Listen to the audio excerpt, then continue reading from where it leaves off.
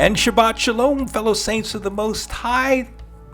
Welcome to the Messianic Torah Observer's Sabbath Thoughts and Reflections. I'm Rod Thomas, and I want to thank you for taking the time out of your very busy schedules to fellowship with me here today. And as always on this program, the Messianic Torah Observer, it is our hope, trust, and prayer that this installment finds you, your families, well and blessed, and that you also had a meaningful and blessed Sukkot. We are here with the first Sabbath after the Feast of Tabernacles after Sukkot, and we are all trying to get back to our normal lives. Hillary and I, we keep the observational calendar, so our Sukkot ended yesterday as this post is being recorded, edited, and published. But the general population of our faith community, the Sukkot ended on this past Tuesday, or the third day of the week, however you would prefer me to reflect or to render the day of the week. But so we are trying now to get back to normal. I know I had said when I posted the last installment of the Messianic Torah Observer that I wouldn't be back until next weekend, but I did have some downtime during this past Sukkot, and I have been preparing for the next 2 or 3 postings. So I thought I'd get a head start today, and I wanted to share with you this Sabbath's Torah reading. And it's an interesting reading because we're starting over the cycle again. I have been off and on publishing some discussions on the weekly Torah readings over the past year especially. I got back into that. Actually, it was earlier this year. Maybe even dabbled in it in 2020, but more so this year. And I want to really get back into it. And I feel this call to really visit our Torah reading, the weekly Torah readings, now more than ever because of all the stuff that's going on out there. The enemy is doubling down. The enemy is doubling down on every evil they can conjure up in their brains. Their inspiration is every day it's something new. And I'm saying to myself, it can't possibly get any worse. And I'm not laughing because it's funny. I'm laughing because it's almost unbelievable. It's unfathomable the lengths that the world, especially the world's governments, are taking nowadays in regards to all the things that are going on. All the political stuff, all of the education stuff, all of the racial issues that are going on, the abortion issues, the health issues, especially with this pandemic that's been going on, and all these things and the mandates and everything, and they're doubling down, immigration, all of these things. And there is this doubling down by the side that seems to be off. And I have to be very careful what I'm saying because a few years ago, I dabbled a lot into the political realm. And, I was taken aback because I got a lot of feedback that people really didn't want to get into the political situation that was going on. They really wanted to get into the issues and topics that most affect our faith community. And I took that criticism to heart, and I decided not to venture down into any kind of political rankerings, any kind of political discussions. And I'm trying my best right now to not go back into that political realm, but simply to say that all that's going on right now, and it's being driven by politics, a great deal of it's being driven by politics. And that's a simplistic way of putting it, but we all know what it's all about. But it's affecting, in particular, people of faith. It's driving us to make some really hard decisions. And this past Sukkot, I did a lot of reflection. I really wanted to get away from watching news, but I really took time each day to see what was going on in the world, because I really wanted to get an understanding of how bad things were getting in light of the Sukkot celebration services I was participating in and the message that I delivered, which, oh, by the way, I will be posting, Abba willing, this coming beginning of next week. I'll be posting it. And I'm looking forward to posting and sharing with you. Abba blessed me by giving me the opportunity to deliver a message during this Sukkot to an East Coast Sabbath-keeping fellowship out there. I wouldn't call them Hebraic roots. I wouldn't call them Messianics by any stretch of the imagination. In fact, they're kind of very, very leery of it. They know where I stand, very much so, but they asked me to participate, and I did so. So I was happy to do that and happy to deliver the message that I did, and I thought it was very pertinent. I thought it was timely. Father gave me this message to give, and I believe I was obedient in doing that. And I thought, it's not a message directly focused to you, this audience, per se, because you guys get it.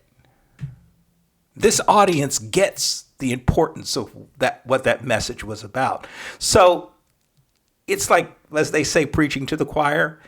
But I think it's a very timely message now that I'd like to share with you. And hopefully, more than anything, it will encourage you during these really difficult and trying times, what one writer said are perilous times. We are going through some stuff, and it's not going to get any better. In fact, it's going to get worse before anything else. So I've kind of came to terms during this past week of Sukkoting. When I say Sukkoting, because Hillary and I often, every Sukkot, we've made it a practice to pack up and leave our home and go somewhere. Either we're fellowshipping with other like-minded believers and keeping Sukkot wherever they are, or if we have nowhere really that we had, the group that we were going to Sukkot with, we pack our stuff and we go to a hotel. We just feel that we need to upplan ourselves from our regular life, everyday life, away from all the cares of this life, all of the stuff of house and everything else that a day-to-day life brings, and go somewhere different where we can focus on Sukkoting, focus on keeping the feast, observing the feast, getting in some really good teachings, uplifting one another. We just every day we had our little discussions together about Yah's word, and we had some wonderful time of sharing with one another, as well as logging in remotely to the East Coast Fellowship's Sukkot service, where I delivered my message and had the opportunity to participate in the services as well. But I really I feel pressed to double down my efforts.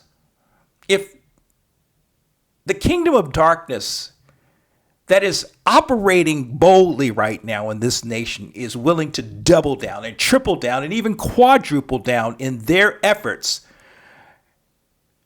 to persecute and tribulate the citizens of this country. It's just not about America and all of this stuff. I've talked about that. I've talked about, and this is Rod talking here. I've talked about this faith movement in this nation, especially in denominationalism, and even in certain sects of our Messianic Hebrew roots community. There's this dominion theology and way of thinking that's out there. And people are almost to the point of worshiping this nation.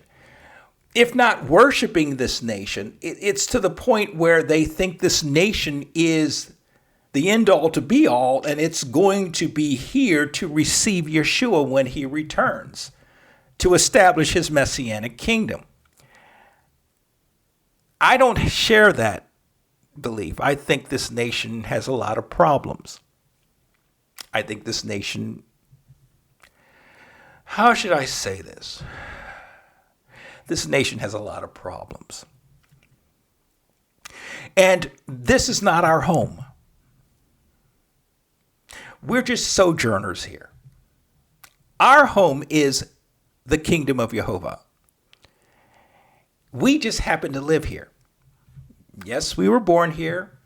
Yes, we were born and raised here.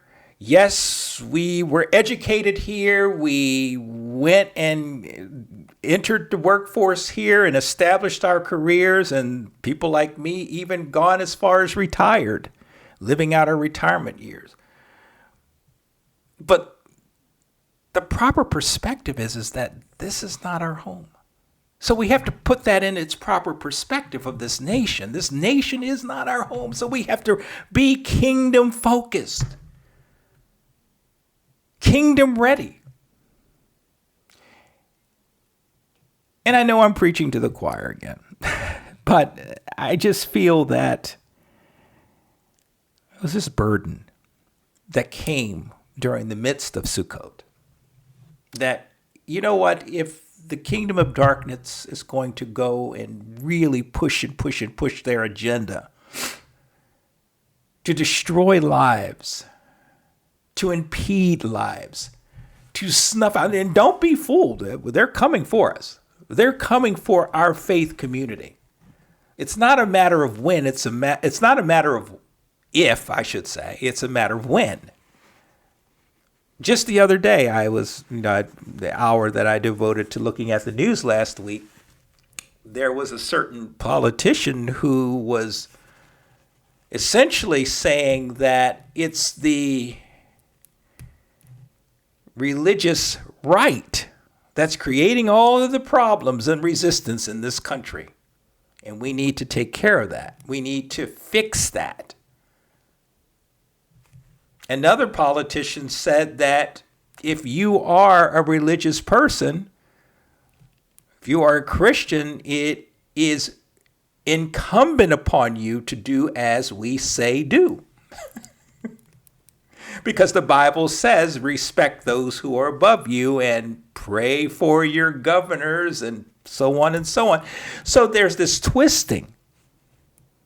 There's this twisting of the word to compel the people of faith to do what they, the politicians, demand we do. And then on the other side of the coin, there is this building of resistance and attacks that is going to be leveled upon us, the people of faith, in the coming months, I believe.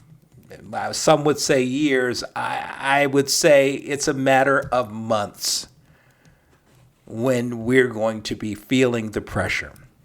So if they're going to double down, triple down, quadruple down, I think it is incumbent upon my little area here that I do with this podcast to double down and to do more for the kingdom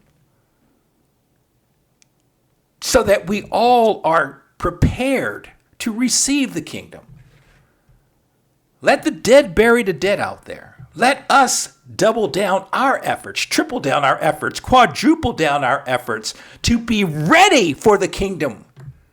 To be kingdom ready. And that's actually part of the theme behind my message to that Sabbath keeping group during this Sukkot is being kingdom ready.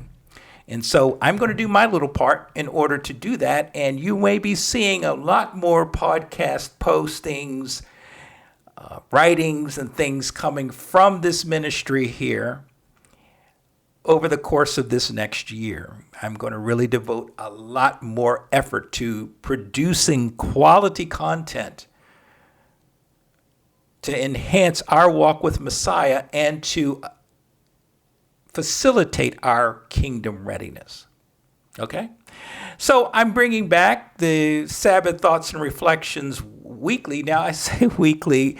Abba willing, we're going to try to do this every week. There may be weeks when we can't for certain circumstances. But I really want to get back into the Torah, the meat and potatoes of our faith walk, every week as much as Father allows and permits, and get into the Word.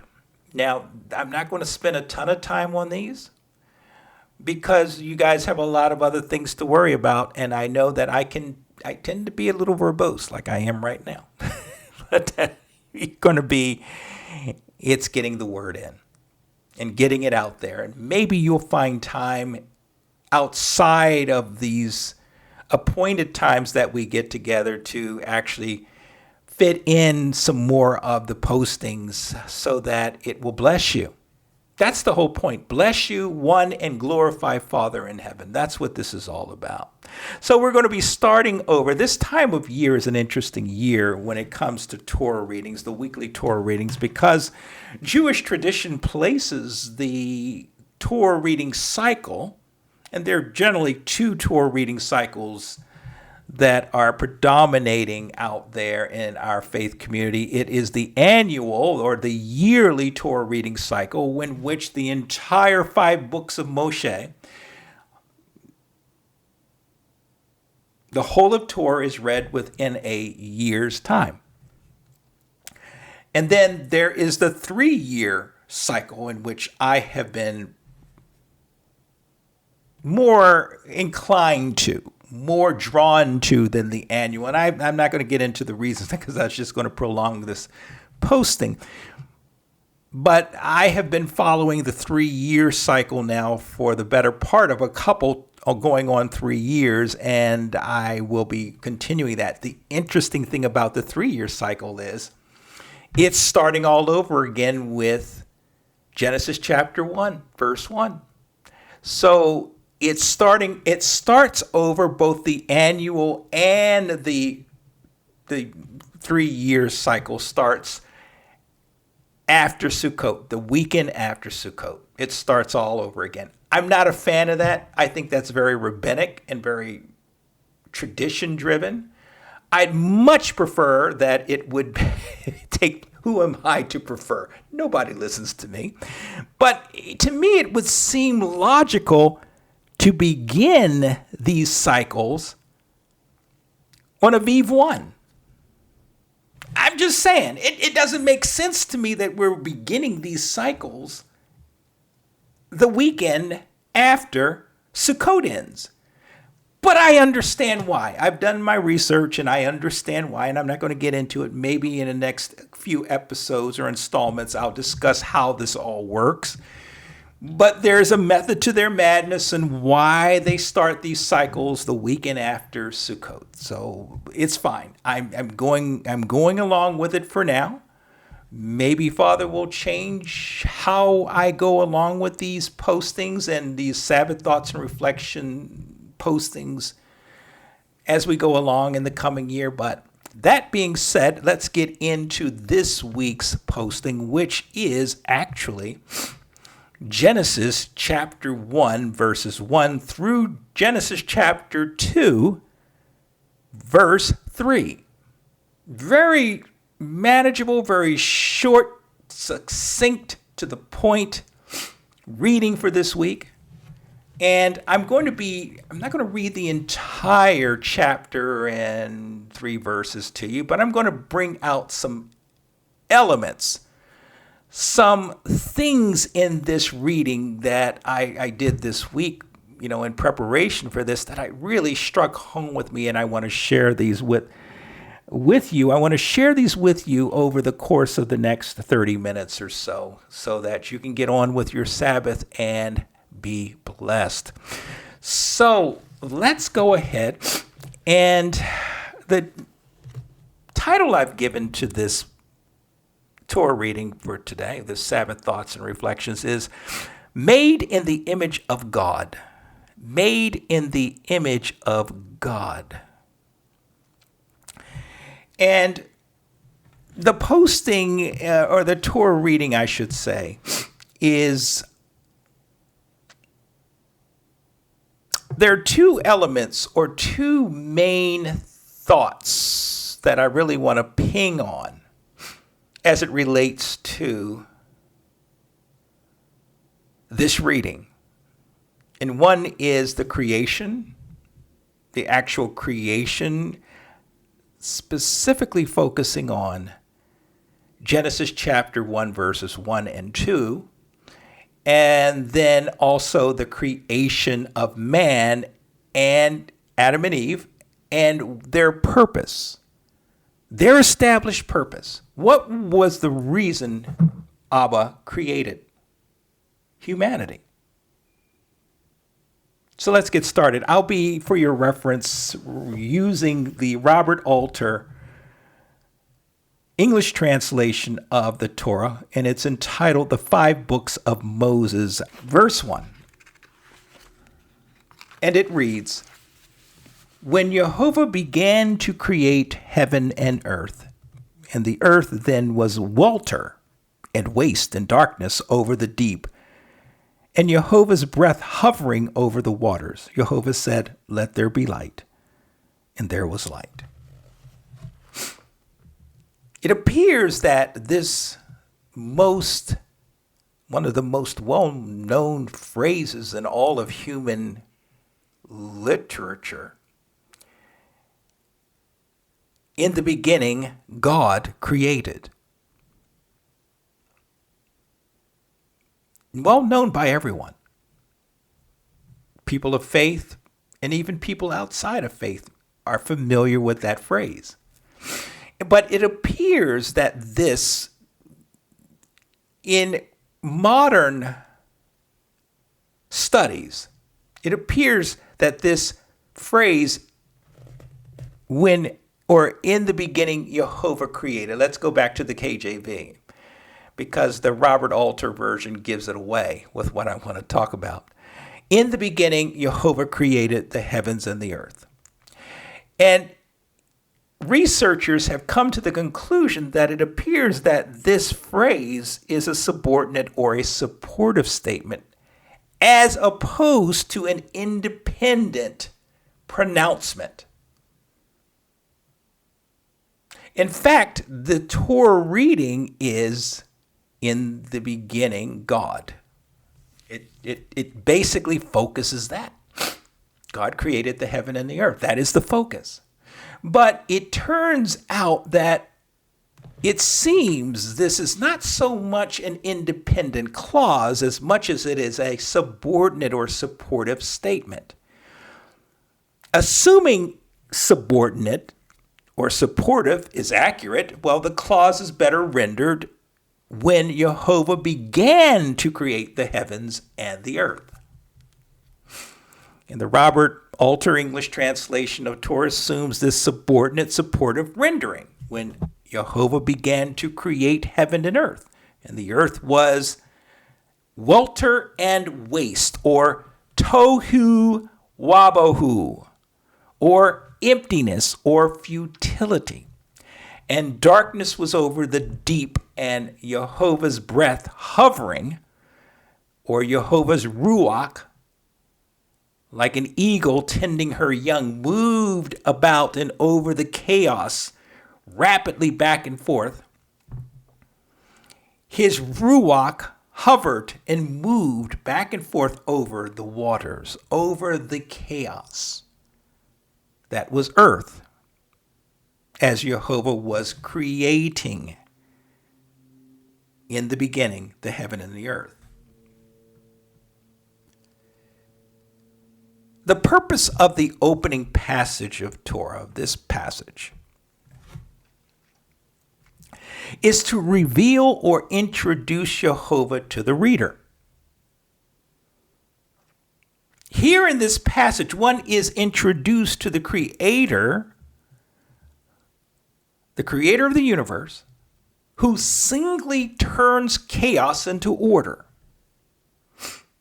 Extra-biblical, pagan-based writings also capture this sense of chaos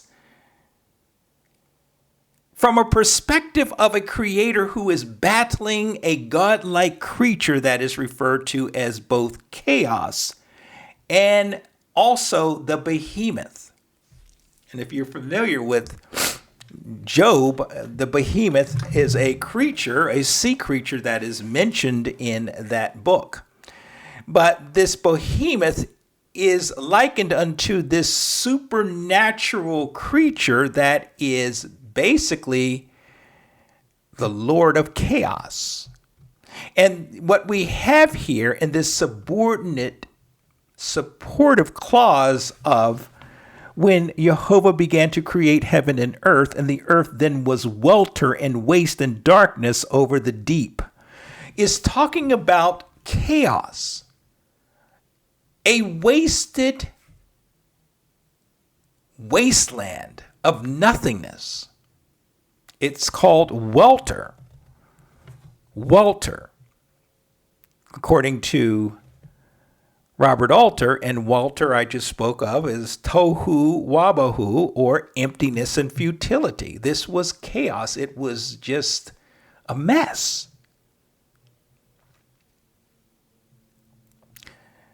The creation was also about Jehovah making distinctions and separating that which had become mixed into single elements, best described as chaos. Darkness is separated from light. We'll see later on in this chapter. Form is brought into being from formlessness, as we see this chaos brought into order with the waters being separated by a firmament, and then dry land being separated from the waters and the seas, and so forth and so forth. The firmament is established in the midst of the water. Dry land is formed in the midst of the separated water. Life is created out of lifelessness. Earth at the beginning of our passage here is described as formless and void, which indicates something unmentioned in our text that is part and parcel of this chaos. Where did this chaos come from? Because conventional natural thinking might lead one to conclude that Jehovah started out his creative endeavor by what? Creating earth in this stated chaotic state. But such thinking contradicts what we know about the Creator's character. You see, Jehovah is a being of complete order and integrity. It is thus fitting and sensible to consider this passage more of an overview of Jehovah bringing about beautiful, perfect order out of utter chaos and disorder here in this creative endeavor. Now, how this chaos came about is a subject or is a topic of tremendous debate and unending speculation. Nevertheless, regardless how many letters exist before the names of such speculators, the text in no way, form or fashion reveals how this chaos came about. I believe this to be one of those areas of scriptural truths that Abba has chosen not to reveal to his human creation. We just don't know how this chaos came about. But Father didn't create the chaos. Father didn't bring about the chaos and then create order out of that chaos. I do not believe that to be true. But a natural reading of this would lead one to think so. But what do we know about Father's character? He's a God of order, a God of integrity.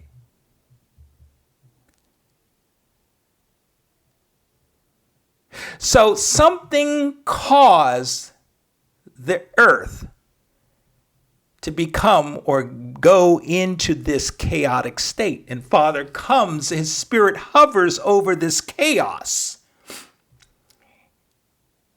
His ruach hovers over this chaos like an eagle flying over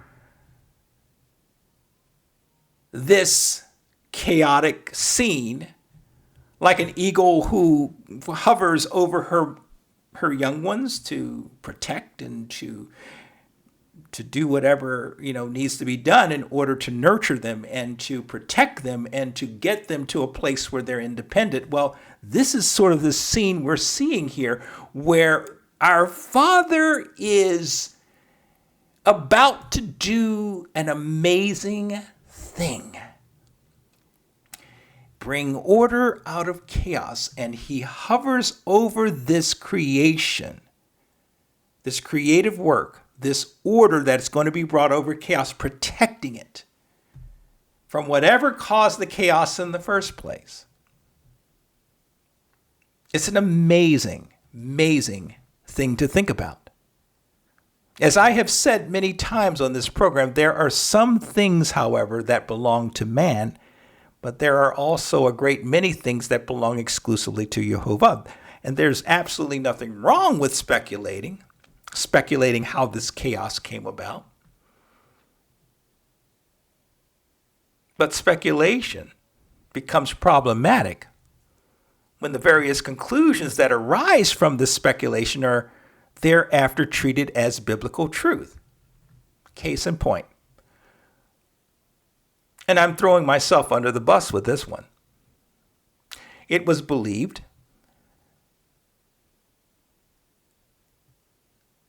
that there was a war, and that one group of theologians believed that there was a war amongst the angels, and this war destroyed the earth. This pre-earth existed, and it was perfect, it was wonderful, it was paradise, and then Hasatan comes along with his people or his angels, and they fight against Jehovah's angels, and what ends up happening is utter chaos. Earth is destroyed, the heavens are blackened, and so forth, and that's how we have chaos. So then Father comes along and tries and reestablishes the earth. And then we have other little clues that this may be a possibility, because he says replenish and multiply. Replenish is that whistle, if you will, to the people who buy into this belief system. And like I said, I'm throwing myself under the bus. I was heavy into that. It made total sense to me. This is how chaos came about, was this war that happened in the pre-existent earth number one. Then Father recreates earth, and then we have earth number two. So that's what a lot of people believe. But I'm not necessarily entirely throwing that speculation under the bus and throwing it in the trash, but I have some problems. It has some problems. It's fraught with problems. That theory, and we'll talk about it in just a second. I'll bring it up in just a moment, why it has a problem. Now, one of the greatest principles this passage teaches those of us who are the elect of Jehovah is that Jehovah demands distinction. Jehovah demands separation in his creative order. Jehovah, in fact, abhors hybridization. And I'm borrowing this from my dear friend, Messianic author and teacher, Robert Bills, of the Way of Spirit and Truth podcast and webcast, over at High Pursuits Ministry, he spoke about this in one or two of his postings of Father abhors or does not support, or he rejects hybridization, the mixing. You see, hybridization is a corruption of the creative order that was obviously brought about by the fallen ones and later on by humanity. When I say fallen ones, I believe it was brought to this earth by the watchers of Enoch fame. Now, those people who get all antsy about Enoch is not an inspired work of Scripture, I get it. It's not. It's an extra biblical resource. It's an extra biblical work of literature. But I'm not throwing the baby out with the bathwater. It's possible that what we can gain from books like Enoch and Jasher, not so much in love with Jubilee, but anyway, some of these extra biblical books have information that is not contained in Torah. It's not contained in the prophets. It's not contained in the writings or in the Brit Hadashah or the Renewed Covenant or the New Testament. But something brought about the hybridization principle in humanity or in human creation. The mixing of species, the mixing of things, the mixing of types, even the mixing of religion. And because Father is this way where he abhors hybridization, we are required to be the same way. It falls to us to learn and understand that which pleases Jehovah and that which displeases him. We must learn to distinguish between that which is good from the bad, that which is holy from the profane. So we should not be one to applaud hybridization, the mixing of things. Now, I'm not talking about the mixing of races.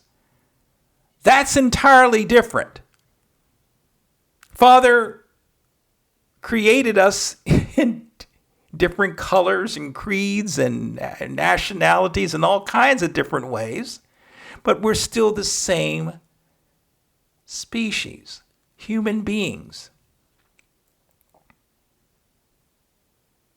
He never forbid or forbode, or however you want to say, that the races could not become one. But, years ago, people decided to use this understanding that Father abhors hybridization to perpetrate this understanding that the races cannot become one in the union of marriage, or actually even one in fellowshipping, one in working, one in schools, what have you, that races cannot come together and live as one, live together, worship together, image Father in the earth together. Because our races are different. That's not what Father's talking about here. He's talking about the mixing of species. Like what could I say? I'm not very versed in these types of things, but we're seeing they're called chimeras today. The creation of a brand new species out of the mixing of two separate species. There's talk about in these little dark clandestine secret laboratories of the world where they're mixing human beings, human DNA with animal DNA, and they're creating this hybridized situation. And this is sort of the story that the book of Enoch talks about. This mixing, this defiling of the creative order, that the watchers are responsible for and that man took hold of and continued to propagate throughout the world. Father abhors that. And there's going to be a price to pay for those who push such an agenda. And as we go headlong down into the end times, this is exactly where the evil one is going to push us, as they say, as in the days of Noah, in which we believe that is one of the reasons, many, myself included, believe that Father didn't just destroy the earth because man was sinful. He indeed did that because of that in Noah's day, but he also destroyed the earth because the DNA line that would lead to our Messiah coming on scene was becoming so corrupted that Father had to take decisive action to destroy all of the profaned lines of humanity. The Bible speaks of Noah being perfect in his generation, which many suggested that it has to do not so much perfect in his walking in Yah's ways, although he was walking in Yah's ways, and he probably was walking in it as best as he could. Some would say perfect, but also perfect in his genome, in his DNA makeup, that he was not affected by the corrupt DNA or the line or lineage that man was rapidly finding itself in. All of creation was threatened. All of the animal and human creation was threatened by the corruption of the genome, the mixing of animals, the mixing of animals and humans, the mixing of even, that talks about, again, going into the Enochian story, talks about the Nephilim, who were the products of the Watchers and human women. Now, whether or not you believe that or not, that's up to you. I think there's something to be said to that understanding that story. I do believe that happened. But I do believe that that's what led Father to destroy the earth with water. And thus he took Noah, who he was described as perfect in his day, because his line, his genome had not been corrupted. In addition to him also walking in Jehovah's ways. But again, this is not something to fight over or to break fellowship over, because you may not buy into it. I know that Rabbinic Judaism does not necessarily buy into that story. But that story seems to be getting more and more credibility within and outside our faith community. So give it some thought, prayerful thought, and do your own research and see what you come up with. But it falls to us as Jehovah's people to distinguish, to make distinctions, to abhor the mixing of things that would disrupt the creative order.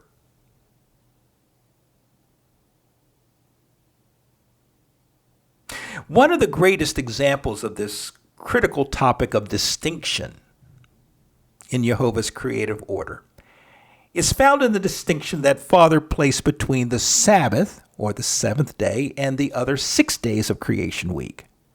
Jehovah sanctified, blessed the seventh day, an act he did not do for any of the other days of the creative week. So the seventh day would ultimately become a covenant sign between Jehovah and his chosen ones. Unfortunately, much of the world outside of Judaism and our Hebraic faith community find themselves incapable of making this critical distinction between the days of the week. Because we who are chosen of Jehovah are blessed to have been granted eyes to see this fundamental distinction between the days of the week. We see the Sabbath as Jehovah's gift to his chosen ones. And this passage is a revelation of this reality. The Sabbath, like so many other sacred things, points us to Mashiach, to Messiah, to Yeshua. For in Messiah, the chosen one finds rest and forgiveness of his sins, her sins. Master revealed that Sabbath was then made for humankind, not humankind for the Sabbath. Mark chapter 2, verse 27.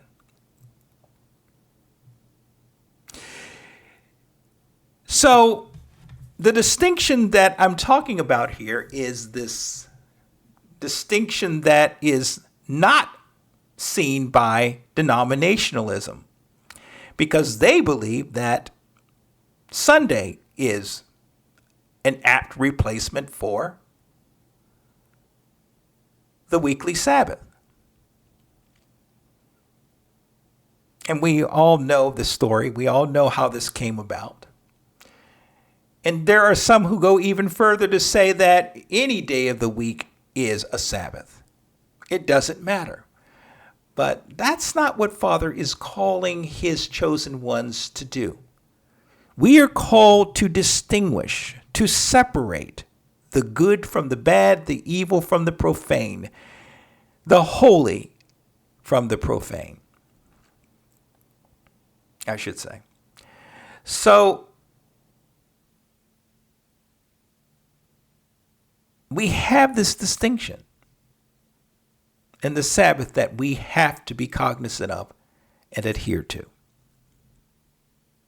And later on in verse 26 of this first chapter, and I'll read it to you from the Alter translation. And Jehovah said, "Let us make a human in our image, by our likeness, to hold sway over the fish of the sea and the fowl of the heavens and the cattle and the wild beast and all the crawling things that crawl upon the earth." Humanity here, specifically Adam and Eve, would be created in Jehovah's image.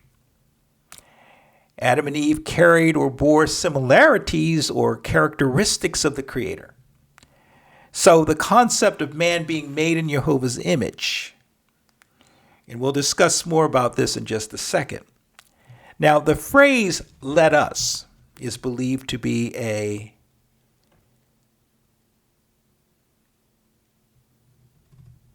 or I should say, is believed by a great many in denominationalism, and not too few Messianics, to be indicative of Jehovah's consultation with the Trinity in his creative venture. I don't buy into that. Hebraists tend to side with Jehovah consulting or working with the angelic host during this juncture of creation. I tend to favor the Hebraic thinking over that of the Trinitarian thinking, primarily because of Job chapter 38, verse 7. And in that passage, we find Jehovah questioning Job as to his presence when the foundations of the earth were established by Jehovah, and the morning stars sang, and the sons of Elohim shouted for joy. That is a brilliant passage. If you've not read it, I would encourage you to read it. But extra biblical sources such as the book of Jubilees, I believe, talk about the angels being created on day one of creation week. I believe it's Jubilees chapter 2, verses 1 through 4. Again, I'm not touting the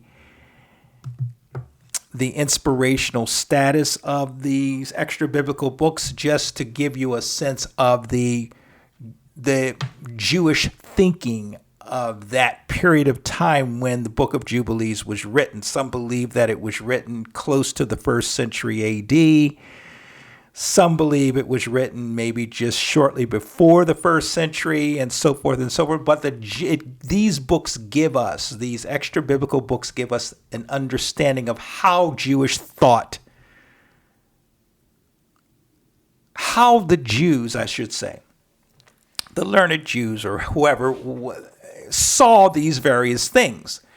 And so the general thinking was that the angels were created at the same time that Father was, in Genesis chapter 1, verses 1 and 2, the same time he was working on the heavens and the earth.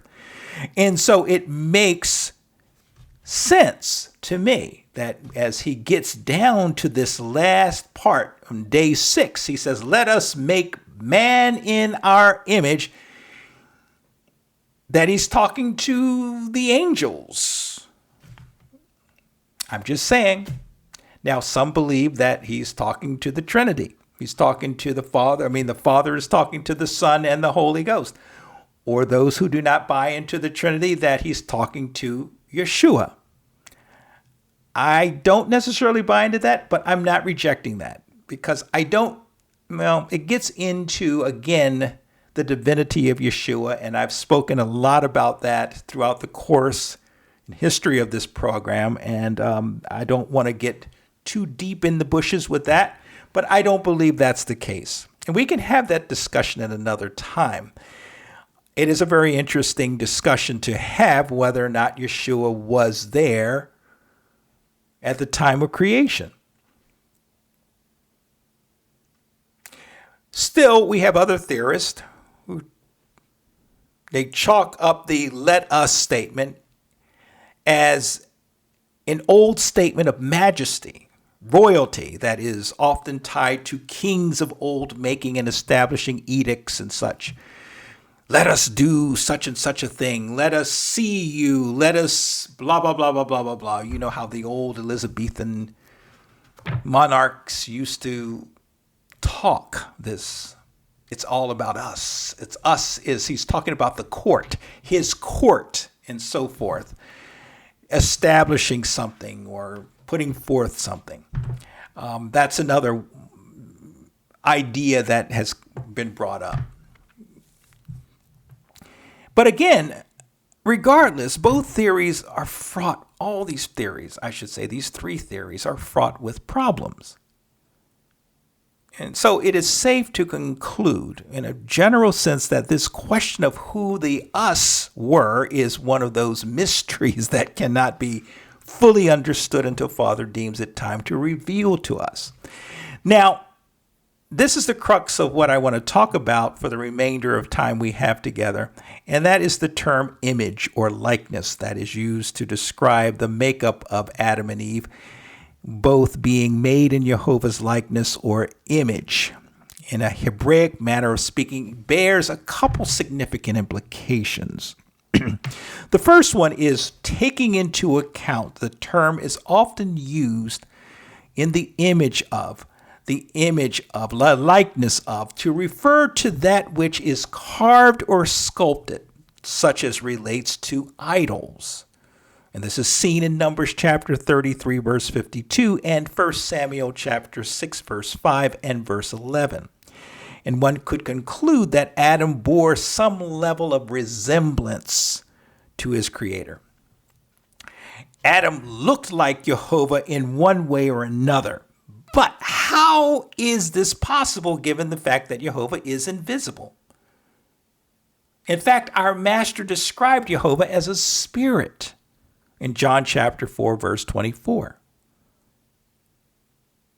And his spirit is one who must be worshiped in spirit and in truth.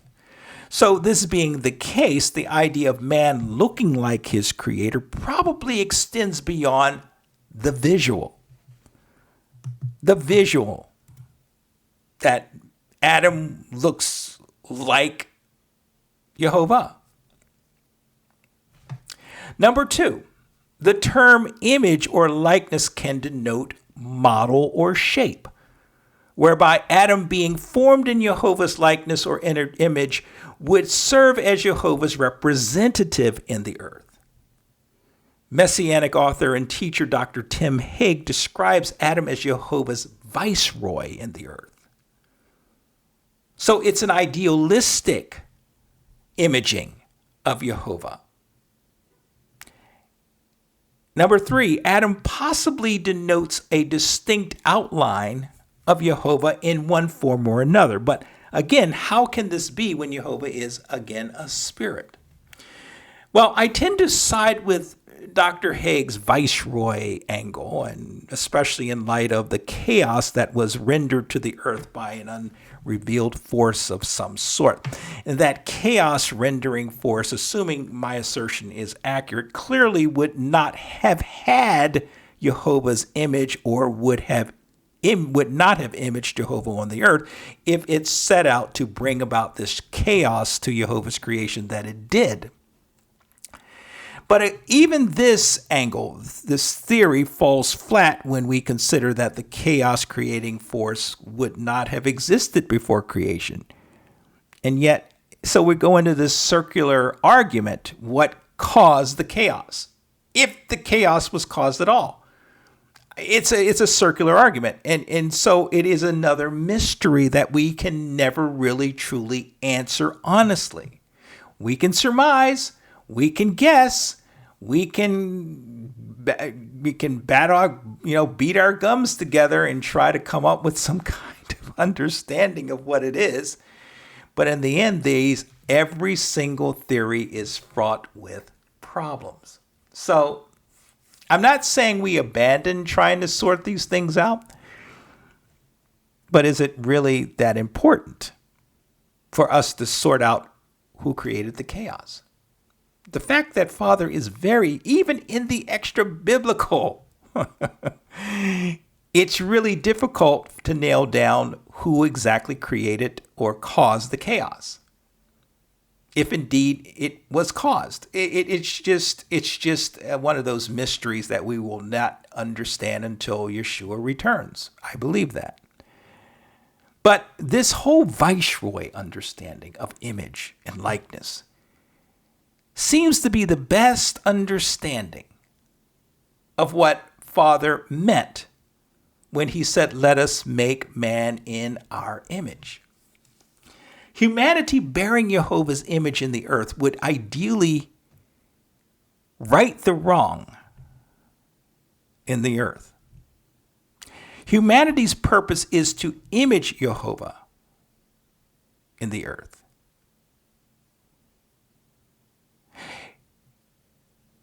Humanity was purposed to bear Jehovah's image, reflect Yah's image as he or she ruled or reigned on the earth. The creation is evidence or a testimony of Jehovah's power and wisdom. Humanity was designed to fulfill the purpose of imaging Jehovah in the earth.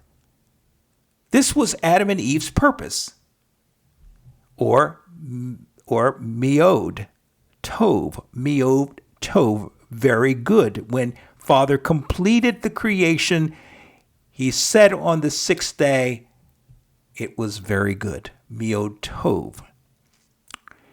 So humankind would be the primary creative concern of Jehovah on this planet. It could be said that every other element of creation was created for humankind.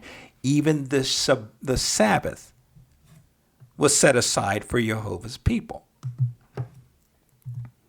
So humanity's purpose is to image Jehovah in the earth.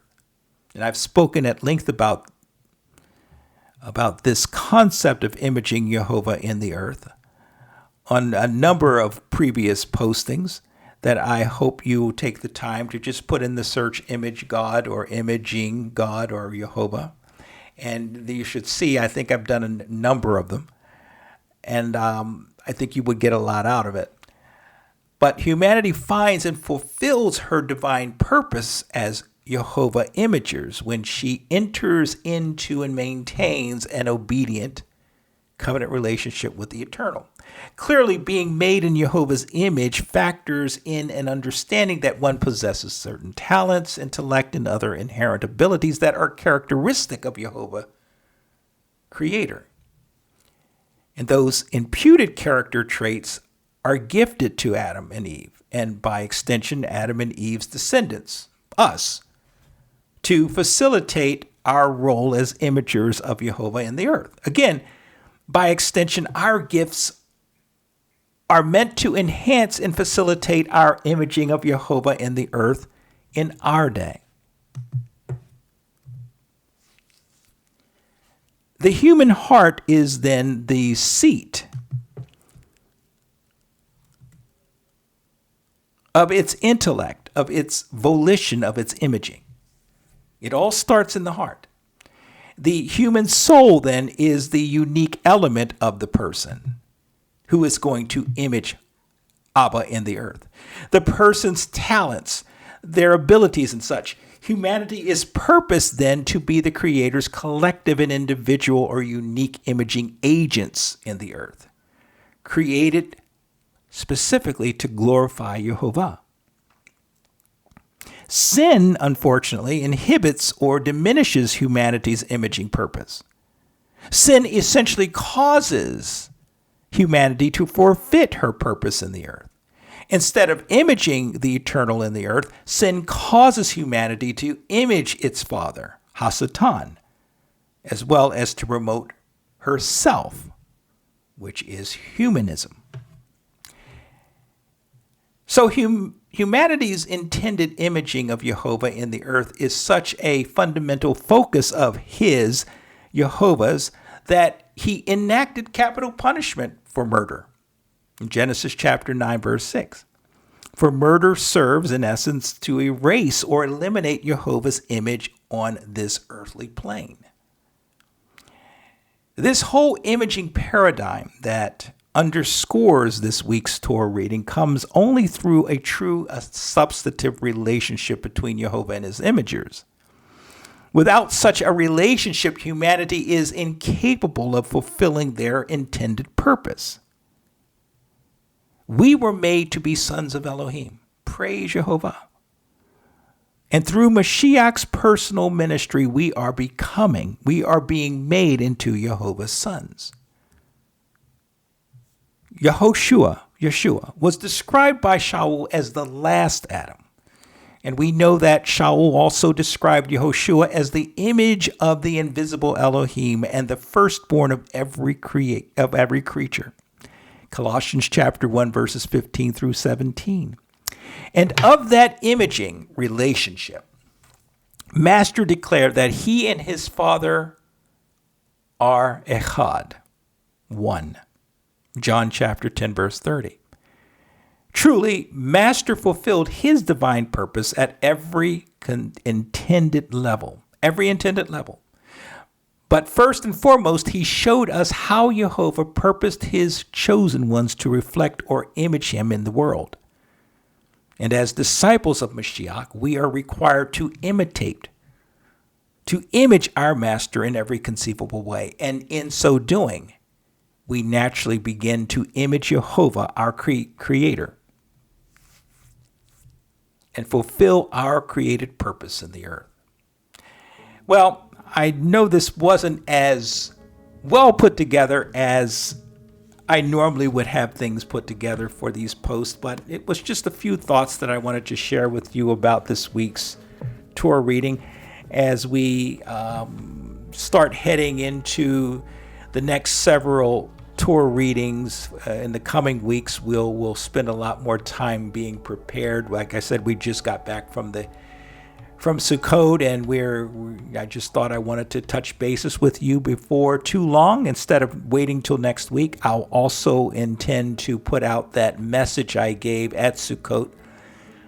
If you're so interested, I hope to have that up in the next 3 days.